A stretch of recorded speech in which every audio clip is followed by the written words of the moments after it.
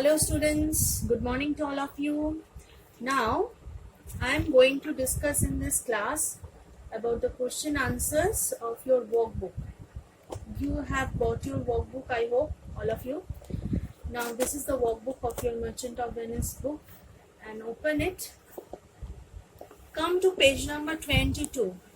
Okay, and the previous page there is the dramatic development and character analysis. You just read these lines carefully. Now come to this part: historical and classical allusions. Argosius, Wealthy Andrew, Janus, Nestor, Sir Oracle, Golden Fleece, Calco. Okay, I am just giving an advice to you. Please read all these things because this will help you to write the answers. These references sometimes asked by the asked in the questions, and you have to know this very carefully. So first of all, Argosius. Argosius, according to a Greek legend, Argo was a ship built by Argus for Jason, who reached Calcos to win Medea his love. So this is the mythological reference. She had helped him to get the golden fleece. Argosius here referred to big ships. So here Argosius has been referred by someone in the drama as he wants to tell that the big ships. Okay, his meaning of using this word is to refer the big ships. Now Wealthy Andrew, a Spanish ship named Andrew, was captured by the English in 1596. Since then, big cargo ships were referred to as Andrew. Okay, you got the term clear? That the big ships, or the big cargo ships rather, the big cargo ships, that the merchant ships are referred to as Andrew. Janus, the two-headed Roman god with one face frowning and the other smiling. So the Roman god with two faces. One face is a sad one and the other one is smiling. According to legend, Janus was blessed by Saturn to see both the future and the past. So these references will be helpful to write the answers for you. January is named after him. So the month of January is named after the god, Roman god Janus. He is mentioned to show two types of peoples, happy and sad. So the person who had referred this Roman god to compare the person with Janus, because the person is like Janus, the mood of the person is like Janus. Sometimes he is happy, sometimes he is sad. Now Nestor, he was the king of Pylos in Greek mythology, one of the greatest leaders of the Trojan War, famous for his wisdom. So Nestor was famous for his wisdom. If we call someone Nestor, that means he is a wise person. When he laughed at something, it was considered really funny. Sir Oracle, it was believed to be the voice of gods in the Greek oracle uttered by priests. It made predictions. That means if someone speaks which comes to be true, then we can refer him as Sir Oracle. Understood? Now Golden Fleece. It is referred to the fleece of the winged ram. It was golden in color. The fleece or the hair of the ram was golden in color, who saved Chrysomalus, Phrixus, and his twin sister Hela,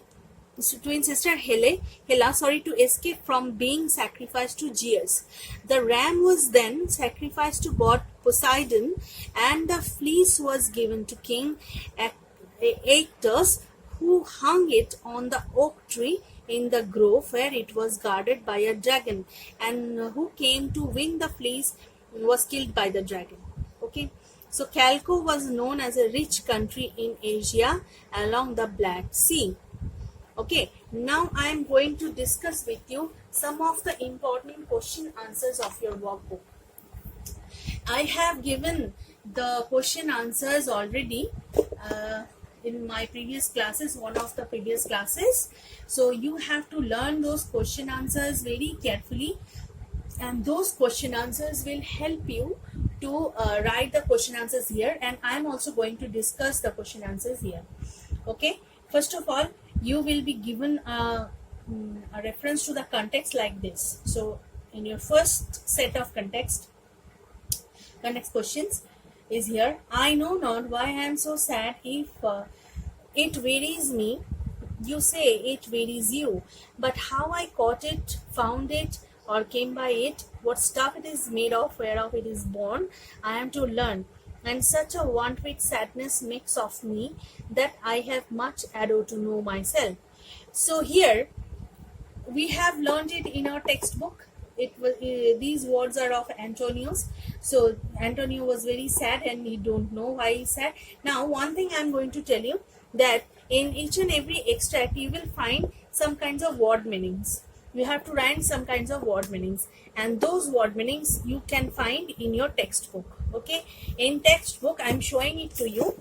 Look, in your textbook there are some meanings given at the end, at the bottom part of your page, every page. So here it is written as notes and 1 2 3 4 in numberings. So you go through the text where the extract is taken from, and if there is the question asks some meanings, you can find it here easily. Okay, each and every page contains some word meanings here, and by these things you can write the word meanings in your workbook. And I want to tell you that no one will use pen to write in the workbook. Use only pencil to write in the workbook. Okay, it looks very dirty if you write with pen in your workbook. Use pencil to write in your workbook. Now look at question number 1. Who is Antonio talking to? So about with whom Antonio was talking? Antonio was talking with Salario and Salenio, his friends. Where are they? They were in the streets of Venice. Okay, so you have to write like this. But at first, when you are writing the answer of the first question, you have to give the intro of the play, from where the line has been. It is not asked here, but you have to write like this. By reading the text, by reading the drama Merchant of Venice, written by William Shakespeare, we came to know that Antonio was talking with his friends Salario and Salenio. And when there is given a second part of the question, you have to write the answer of the question by changing the para. Remember, you have to change the para. So change the para and write, where are they? They were in the streets of Venice. So what is Antonio's view of his sadness? So Antonio was sad and he don't know why he was sad. You can use either simple present tense or past tense. It will be helpful for you if you use past tense. Okay, so why he was sad? He don't know why he was sad, and he wanted to know the reason of his sadness. Now come to this part. The play opens in a melancholic atmosphere. Why has Shakespeare presented Antonio in this manner? Because Antonio is the central character of one of the central characters of the play or the drama written by Shakespeare, and Shakespeare's intention was to make the character of Antonio a melancholic one. He wanted to represent Antonio as a sad person. We don't find any kind of counterpart of Antonio.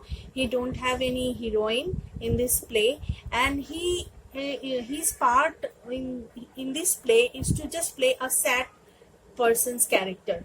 Okay, and Shakespeare in the very opening scene had represented him as a melancholic character or a sad character, and the overall view of the reader will be that Antonio was a sad person and something tragic happens to him, and the story revolves around him and the tragic incidents which happened to Antonio. Okay, now come to the next questions.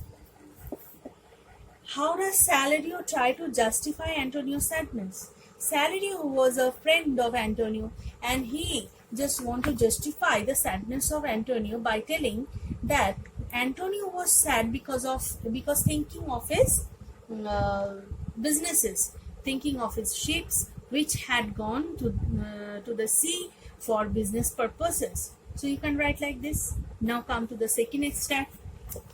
Your mind is tossing on the ocean, there where your argosies with portly sail, like Cygnus and rich burghers on the flood, or as if were the pageants of the sea do overpeer the petty traffickers that cruelty to them, do them reverence as they fit by them with their woven wings.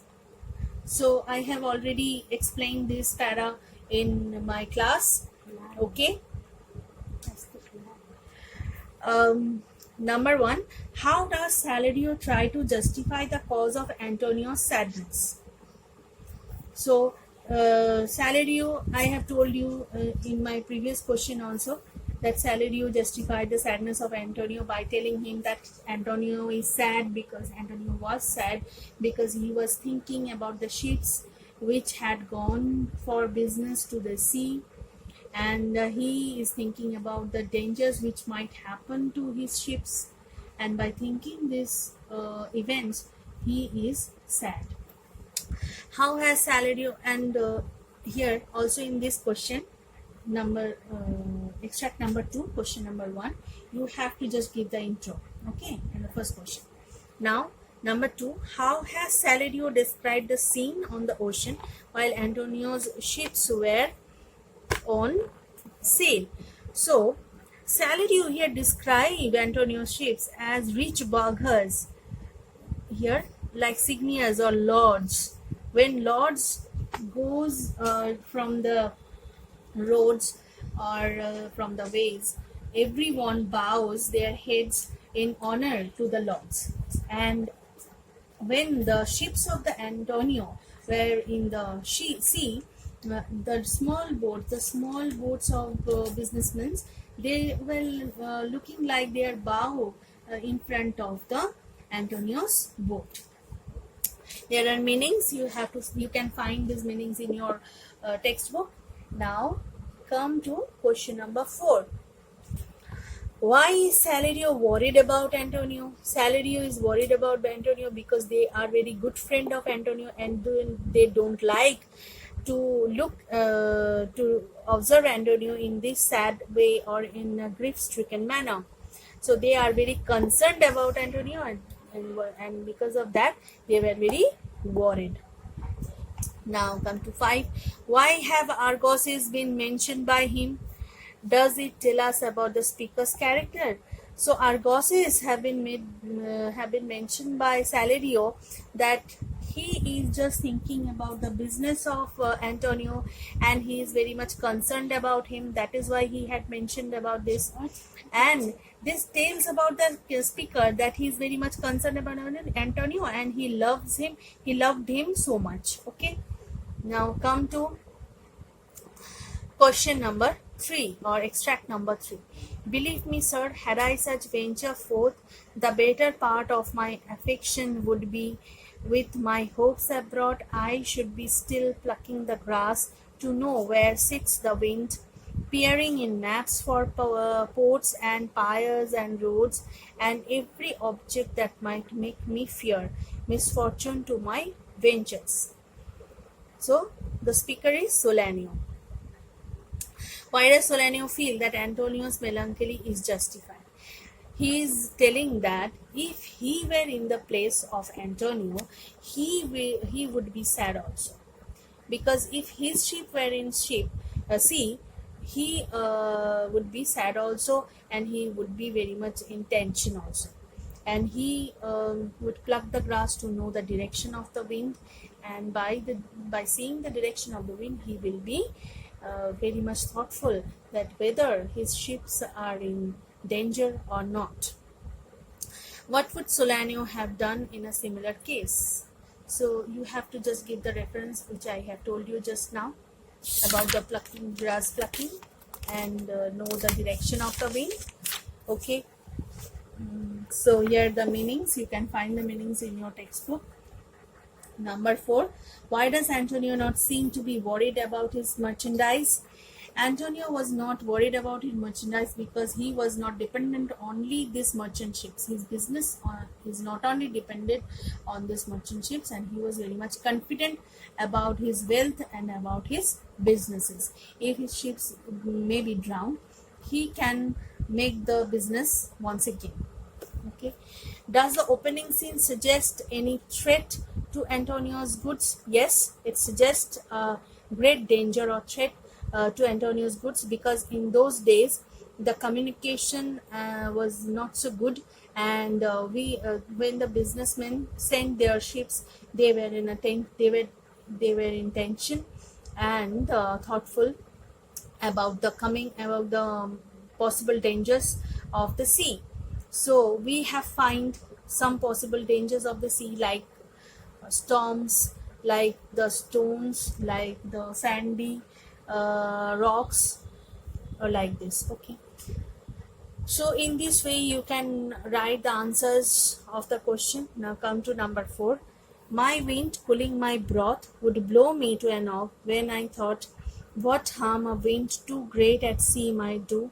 I should not see the sandy hourglass run, but I should think of shallows and of flats, and see my wealthy Andrew docked in sand. So wealthy Andrew, we have learned it in that page which I have mentioned about in the starting of my class. Veiling her high top lower than her ribs to kiss her burial. So number 1, in what context does Salario say the above words? Where are the speakers?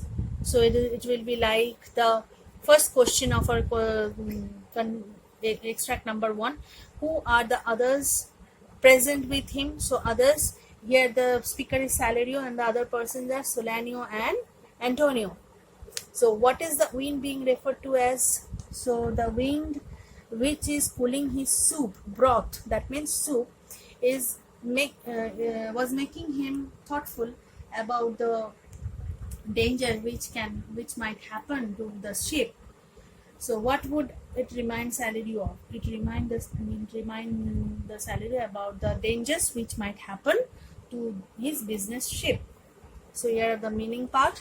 Now the number 4, why has wealthy Andrew been referred to in the extract? So as I have told you that the friends of Antonio loved Antonio so much that they referred the ships of the Antonio like wealthy Andrew, because in those days the wealthy merchant ships had been referred as wealthy Andrew. What would Salario be reminded of in church?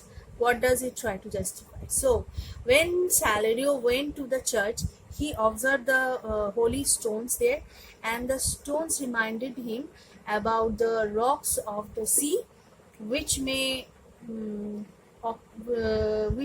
the cause of the destruction of the ships, and that is why he was worried, and he wanted to justify that Antonio was sad by thinking this kind of things also. Okay,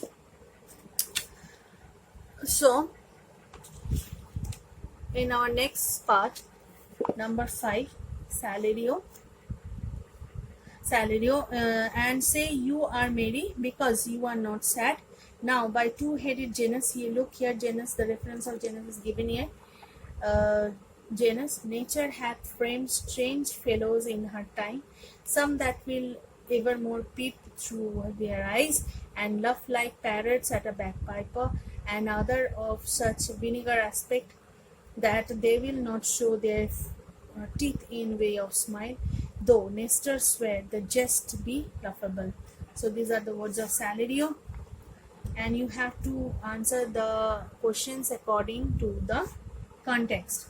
Okay, so in my next class I will discuss all rest of the question answers, and I'm just giving you the homework of writing this questions answer yourself. You just try to write the answers of this part up to 5. Okay, so up to 5 you just try to write the answers. Okay, and in my next class I will discuss the rest question answers of Act 1 Sing. Okay, thank you. 42.